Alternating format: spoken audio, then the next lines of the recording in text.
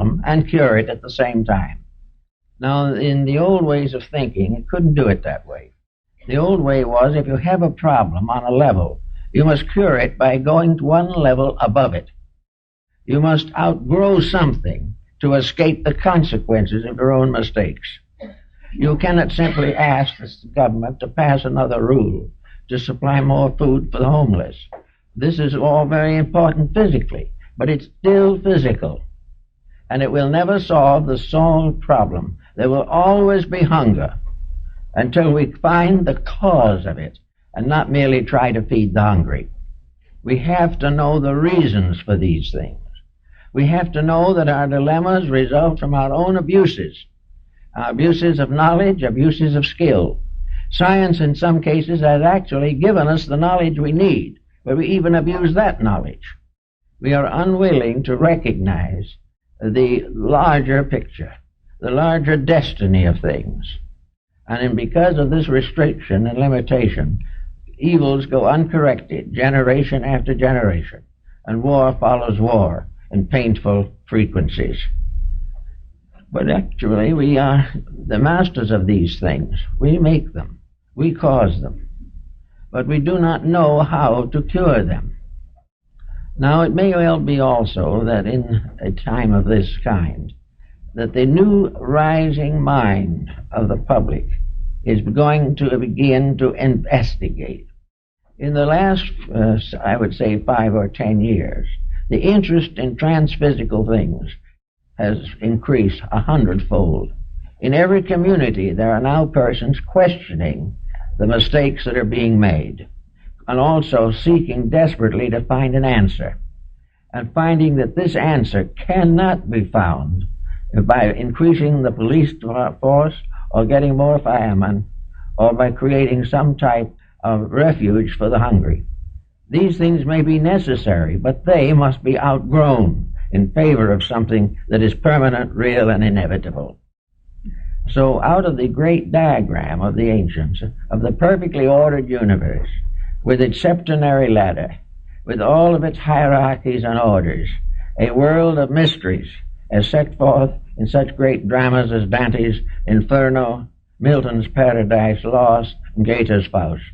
These are all archetypal dramas, playing to the factors that are behind the mortal way of doing things. They tell us of a universe of causes. Now, we may not want to feel or believe that somewhere up in the sky there is a world like the one described by John in the Apocalypse. We may not want to see a throne in front of a crystal sea with 24 elders bowing before it. But there again we are in trouble for a very simple reason. Those are symbols, not the reality. They are keys. The designs, the scenes, the situations represented in the spheres of redemption are not to be taken physically and literally. You cannot make a physical literalism out of a spiritual fact. They have to be understood intuitively, mystically, apperceptively. They are symbols to be interpreted, not sonic patterns to be copied. Just as these various moral fables are played out in cosmic mysteries, so the individual is expected to have the insight to realize that they are all parts of his own nature, which he is seeking to develop, and of limitations which he is seeking to overcome. So we get gradually to one concept which I think is very important basically, and that is that there is a pattern, that this pattern is unchanging, that this pattern will not know the 20th century from the 50th. This pattern is the same group of rules. As individuals evolve, they will move from one level of these rules to another, but no individual will ever be allowed to function indefinitely in variance with rules. He has to finally accept them, and by accepting them, vanquish them, by overcoming them, perfecting himself by means of these rules. Now, in those of you who have ever been in a Muslim mosque will realize that in the courtyard of the mosque there is always a pool of water. This pool of water like the Jewish mystery of the bowl on the shoulders of the 12 oxen. This bowl, or this pond, is a symbol of purification, with purification. The highest physical aspect of existence is the purification of physical life. Purification means the removal from that life of everything that is contrary to life, and anything that is a cause of death, sickness, or destruction. To cleanse means to outgrow those defects which impair the person and endanger his world. So the first step always, represented in this case by the moon, is purification, the lowest rung of the ladder. All things must become clean. Clean inwardly, clean morally, clean and simple and honest in their dealings with each other. Purity in this case means overcoming ulterior motives, overcoming all of the negative criticisms and evil thoughts which offend the law as well as our neighbor, and also to realize that this is the first step, and that no one can take the second step until he passes the first one. So the search inwardly for the mystery of the seven-rung ladder has to begin with the individual bringing his material, physical life into order. Smarter people like to jump right past that and go on to something better. But unless it is conquered, there is no receptivity to something better. The individual who has not corrected his faults will not be happy by lifting them to another level. He will keep right on having his faults. So the first step of the first rung of the ladder was purification. It was the process of bringing the life into harmony with natural law. It was to make the world a natural garden, as it was intended to be, in which all things lived together in peace, and everything was mutually supporting all other things. This land of personal purification is a matter of quite a little serious thought for most people. One of the best ways is to sit down, figure out what your most obvious failings are, and then dividing them up, make a little slip of paper and say, I have a rather quick temper. I'm not very patient. So for the next 30 days, I will work with patience. I will try to discover why I am impatient, and I will also discover why I am punished for impatience. If I am sufficiently impatient, I will have nervous ailments. If it gets too bad, I may have to go to a counselor. If it still gets even worse, it'll break my home. All these things will have to be taken into consideration. But there is no cure except to change, to grow up into a realization of the value. To fight yourself into a control is no good, unless inwardly your consciousness supports that control. It is of no value to you or anything that you are doing. There's no way of getting away except by correcting the fault. Correcting it because we want to grow, not because the fault is a delightful thing we would like to enjoy whenever the occasion arises. When someone offends us, we want to be offended, and we want to show it. So then there are two offenses, one by the other person and one by ourselves. They're in trouble for what they have done, and we are in trouble because we have been unable to maintain our own integrity in the presence of pressure. So all the way along, we take the physical things first. Now the physical things are laws, society. The physical things are marriage and home and family and parents and business. All these things have got to be redeemed. That is, they've got to be straightened out. It doesn't mean that we have to give up everything and become wanderers in the desert. It means that we have to try to use things and not abuse them, trying to find out how to be the greater good to all concerned by the growth and unfoldment of internal faculties.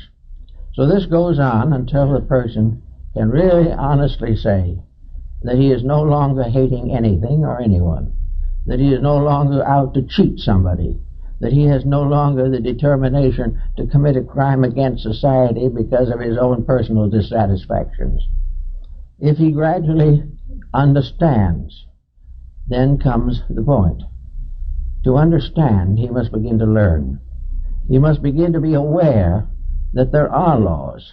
He has to recognize that he is not making a reformation of himself simply because of something he doesn't understand. The physical solution to it is health. If it is bad for his health, then it's wrong. If it is bad for his associations, if it breaks up the normal experiences of living, if it puts penalties upon others that they do not need, then it is not good. But he has to find out for himself how to improve this situation. Now, as he gets a little further along, he comes again onto a new rung of the ladder. And this rung is supposedly governed by the god Mercury. And Mercury is communication. Mercury is also intelligence. Now, Mercury is not philosophy.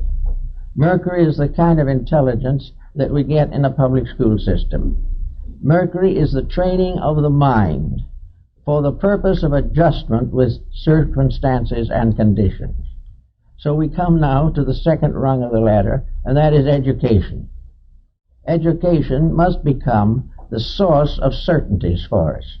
Education must help us to have strength to make the changes that we need to make in order to accomplish the goals which we are presumed to accomplish. Therefore, education must lead us to idealism and not to materialism. Education must help us to understand the divine plan for things and not accept as inevitable human mistakes. We have to use education to find out what is worth knowing, how to find out what does the most to help us to be constructive, useful people. The mind gives us certain faculties upon which we can build and by which we can grow. But we have to in all ways find the inspiration, the integrities to make these adjustments useful and permanent in our lives. After we decide how to be educated, then we have to find out how to use education. An education that uses only our physical faculties for the maintenance of our physical securities is not adequate. Education must make us citizens of the whole great wheel of life. It must cause us to become potential citizens of a universal world, a world that extends beyond the stars. We should recognize ourselves as parts of a vast plan and not as poor, suffering individuals deserted by everything, including time. This is the second type of thought. Then we come to the rulership of the third rung of the ladder, which is Venus. Now, Venus is emotional maturity. It is the revelation of the emotional beauty factor. It governs affection, it governs beauty, it governs all of those impulses which arise from the sublimities of existence. It is also a sincere affair. The great keynote of Venus is sincerity, that all emotions must be true, must be real, must be right, that all emotions must lead the individual to a higher degree of insight and, if necessary or possible, impel others to self-improvement.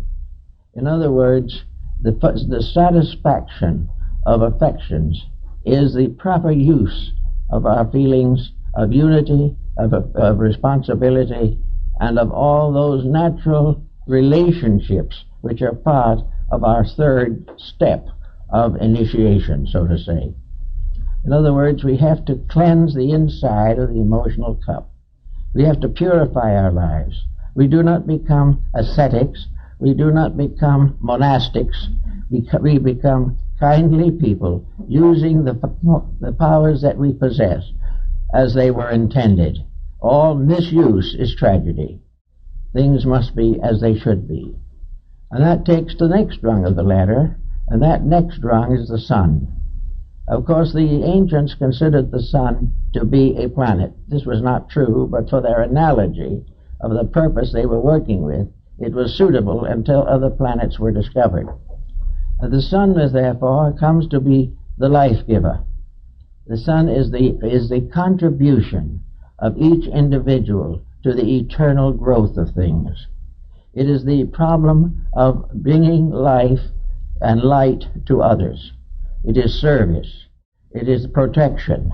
It is the necessary sacrifice of self-interest for the good of all things. The Egyptian pharaoh Akhenaten worshipped or venerated the divine power in the form of a sunball. Each of the rays of the sun ending in a human hand, these hands intended to lift up the holy, lift up the sad, lift up the imperfect, and to rescue all life from the restrictions of ambition and things of this nature. Therefore, it was the problem of the sun that the individual becomes a sun on this level of integration, and therefore must give his light to the whole world, and must never in any way fail to share those good values which he has, as light of morality, light of integrity, light of comfort, consolation, and pity. All these things belong to the sharing of life one with another. After this has been more or less well accomplished, we pass to Mars, and this is one that most people will have a great trouble with. It is high on the level of initiation rites, because it would be impossible to accomplish it without considerable previous growth. But Mars is competition. Mars is mutual destruction for profit. Mars is the desperate effort to overwhelm, overcome, or dominate something. Now in nations this causes war after war, and is one of the most destructive factors there is in human life. But most always also it is a symbol of domination in little things. Domination in a home, domination in business, domination in the community, even domination in theology. All domination, all effort to bind by force others to slavery to us or our purposes, our ambitions, the sacrifice of the life of the child in order that the child may fulfill our ambitions. All of these things come under Mars. Mars is a more or less active, somewhat destructive force, but it is also the basis of courage. It is the basis of willingness to sacrifice self for the common good. It is sometimes the sign of the martyr, but it is always the sign constructively of the struggle for peace, the continuance of the determination to do what is right, even in the midst of great adversity. So Mars gives us the inspiration or the identity which makes it possible for us to fight the good fight, which is the fight against darkness, the fight against ignorance, the fight against death, but not the fight against man or the law. And the peace comes at the end of this kind of struggle, because understanding and insight become stronger than strife. And until our understanding is stronger than strife, there will be no peace in the world. That takes us to the next problem, and that is Jupiter. Now Jupiter, of course, was the father, or Zeus was the father of the gods. Zeus has come down to us in our thinking as the symbol of great intellectual maturity. Zeus is judgment. It is also the basis of all higher philosophical dedications. Zeus is the righteous ruler, but Zeus is also a symbol of that ruler which is the part of ourselves. Gradually we have gotten ourselves away from the domination of faculties, sensory perceptions, and the lower parts of consciousness. We come finally to Jupiter. Jupiter is the symbol of a strange kind of majority. Jupiter is the worldly wise. It knows all things that are necessary to know, except that it will never be able to solve the mystery of itself. Jupiter, therefore, is a wisdom in which worldly wisdom has been blended with divine wisdom. And if this blending is proper and complete, then Jupiter becomes the symbol of the philosophic elect. A philosophical person is not one who knows more than his neighbor, but one who lives better than his neighbor and helps, if possible, to bring his neighbor into peace. Now, Jupiter also points out that there will always be leadership of some kind in this world, that no matter what we do, no time will come when everyone is exactly the same. And in the interim by which we must climb this ladder, there will be many times in which leadership becomes important. And therefore, the great problem arises in the name of the Jupiterian leadership. The Jupiterian leader, no matter how much power it has, will never abuse that power in any way. The Jupiterian leader will never fail to work first of all for the good of the led, for those he leads. The Jupiterian leader also has a deep religious insight. No good leader can be an atheist. He cannot hope to solve the people's problems unless in his own heart he has blended the intellect and the spiritual faculties of the human constitution. The leader must therefore be enlightened, and an enlightened leader is one above any action which is not honorable. The leader responsibility is heavy, and instead of using leadership as a symbol of opportunity to exploit, really leadership is the privilege of service. It is the privilege of doing things for other people to make life better for them and for the world in which they live. The unselfish leadership is the highest aspect, and therefore becomes the sixth level of the cycle. And then comes the last, Saturn. And Saturn was the ancient father who devoured all his own sons. It was a very interesting legendary behind Saturn. Saturn is a symbol of a very deep composure. Saturn is the final statement of a maturity blending inside spiritual enlightenment with material adjustments. Saturn is therefore the symbol of that balance which, when achieved, makes the individual almost indestructible. Saturn is that which has no longer any breakage with law. It has no longer any conflict with realities. Therefore, in the more common feelings of astrology, Saturn is the bestower of long life. This means simply that it has reached the point where it does not cause short life to itself. It has kept the rule. It has made the dedications. It has the profound attitudes and yet the simplicity and directness of revelation. So Saturn represents the truly wise person, the philosophic elect, the sage, the person who has lived the life and has now become the teacher of others. It is the religious symbol of leadership. It is the power to become the good shepherd and carry forward the labors of sharing wisdom. It is from the Saturn level that the great leaders of peoples should be chosen. Leaders who would be incapable of leading a people into war. A leader that would be incapable of permitting discord and dissension of an unreasonable nature from arising within his empire. So that the one who would be the greatest among us must be the servant of all. And that is the position of Saturn. All greatness is service. All elevation is for the service of those who must obey the laws of leadership. So there can be no mistake, no fallacies, no corruptions possible in this pattern of things. Now, if the individual has followed this line through, he then comes, as the Egyptian mysteries showed, and the Eleusinian and the Bacchic and Osirian mysteries, he comes into the presence of the Great One. In this sense, in Egypt, we follow very closely the story in the Apocalypse of John. But we come to the great figure walking among the candlesticks, carrying the stars. This is a symbol of that which is above these limitations.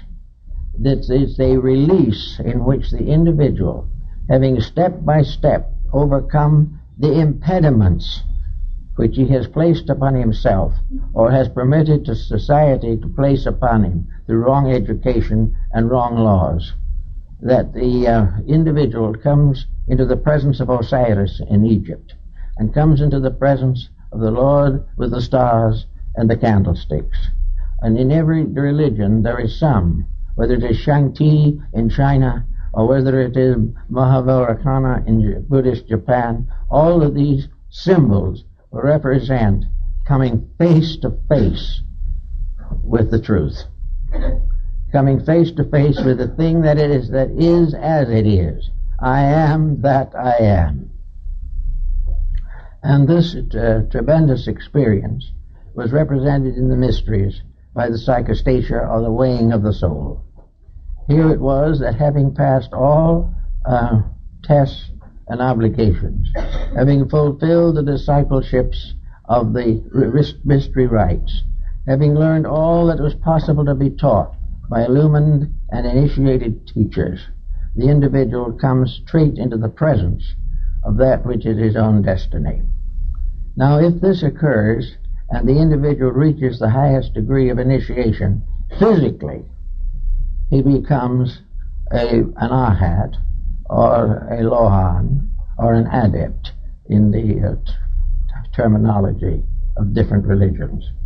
He then becomes one who knows. Now, as one who knows, the very fact of knowledge brings with it the first great burden that knowledge must bear. But now that he knows, he must give and share knowledge. He must go forth in the name of knowledge and in the name of service to become a depending force in the development of other people. He must become a part of the hierarchy, or the order of leadership, which is behind the administration of universal law on the physical plane. Because the laws themselves are not physical.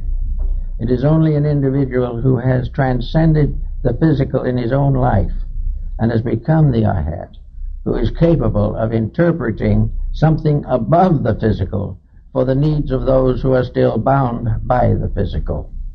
Again, it is a problem of proper instruction, and the adept, having received that instruction, is capable of sharing it. So little by little, the journey upward brings the creation to the adoration of the creating power.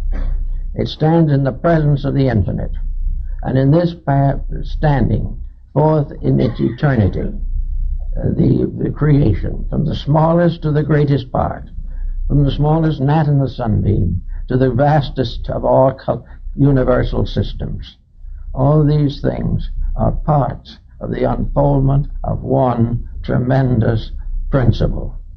And this principle is the gradual unfoldment of the infinite through the finite, and the gradual victory of the infinite over the finite, and the final union again of the finite and the infinite in an eternal bond of identity. All of this makes a very interesting and illuminating series of discoveries, which we have to make as we can, little by little. But the Buddha said on one occasion that the longest journey begins with a single step. And this is more or less the problem that we face. We are all of us on this journey, whether we know it or not. And we are going to be unhappy on the journey until we learn that it is the journey that can make us happy. But we have to make the first step. We have to make a dedication. We have to indicate by bringing a burnt offering to the altar of the Lord, as described in the tabernacle rites. We must bring a gift to the altar as a proof of sincerity. And the only gift that anyone can really give is himself. We have to therefore sacrifice the self-rulership in order to come under the heading of divine rulership. Now, self-rulership for most people is rulership by the ego, by the personal self, by the individuality, by one of the lesser powers of life. But when we lift this rulership from the personal equation, when we no longer say, I want this and I will do that, and we gradually find out the truth of these things, we then realize that this leadership is always vested finally in the pious part of our own natures. Now, as the various elements of the pattern of the 7 steps have unfolded in ourselves, we finally shift the leadership of our lives from the mind, from the ego, to the divine principle abiding always within ourselves. For just as surely as a supreme power fashions all things, so the spark of that supreme power has fashioned us, and is finally the ruler of our lives.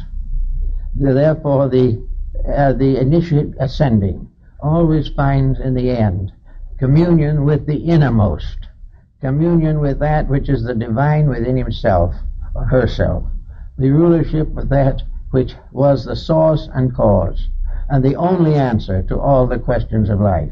There is only one reality in each of us, and that is the divine power. And each in his own way must pay homage to that power. And each out of his own struggles, his own labors, and his own works must build a temple which is to be the dwelling place of that one power. So each individual is building his own sanctuary through purification, through discipline, through service, and through all those things which make life real. Now, in our present day, in looking around, doesn't look very much like this is getting along very well. There's nothing but problems, nothing but sorrows, nothing but difficulties. But I think we all notice, that in the last few years, these difficulties are beginning to create legitimate questions. They are the first step in the realization that these difficulties can never cease until we cure them. We have been waiting for something else to cure them. We have been waiting for the angels to come down and take away our misfortunes. We have tried to escape through everything from cursing to praying, but the problems still remain. And they will remain until we recognize the real answer. We are worried about nuclear fission.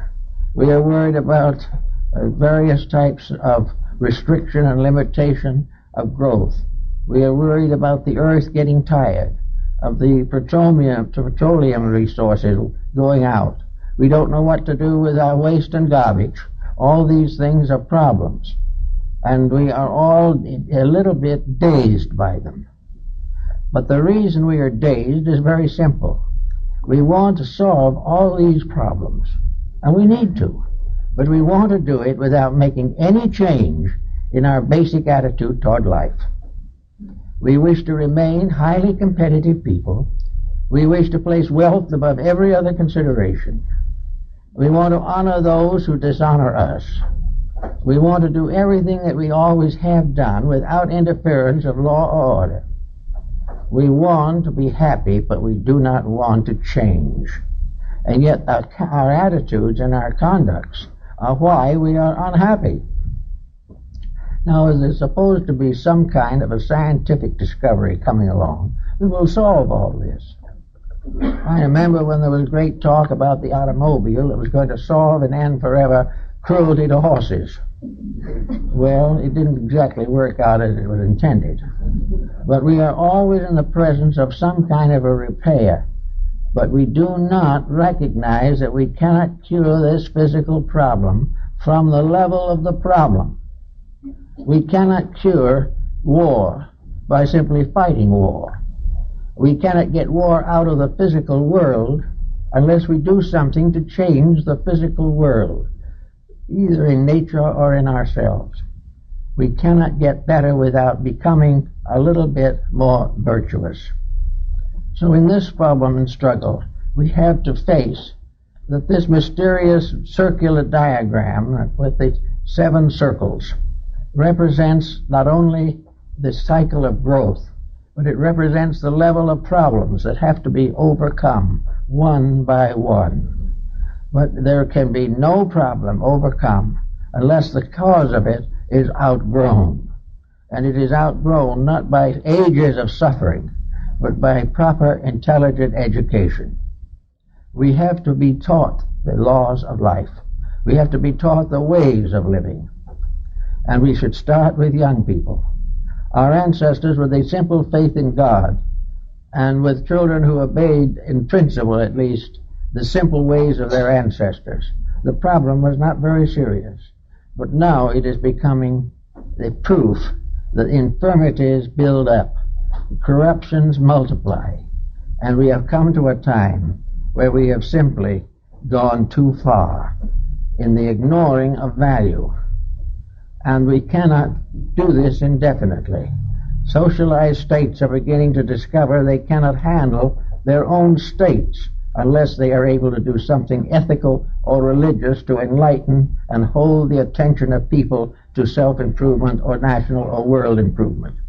We cannot keep on breaking the rules and enjoying the joys of a good life. So as we sit down trying to study this a little bit, why don't we just also look back a little? Read something that Paracelsus wrote. Read something of Neoplatonism or Gnosticism. Read something of Buddhism. H.G. Wells said that Buddhism was probably the most important moral doctrine the world ever had. And the Buddhist philosophy of life is very, very simple. Serve the good. Refrain from evil. Purify the mind. This was the basis of that entire religion which moved at one time across the face of Asia. We are all now looking to find out how to improve the present situation. And the first thing we have to do is to put together all the analogies, all of the overwhelming parallels that we can see in every level of life, and from these get a new vision of law and find out that we are in a universe of law and order, and that we are the ones that are out of order. And until we correct this condition, there will be no permanent improvement. That's it.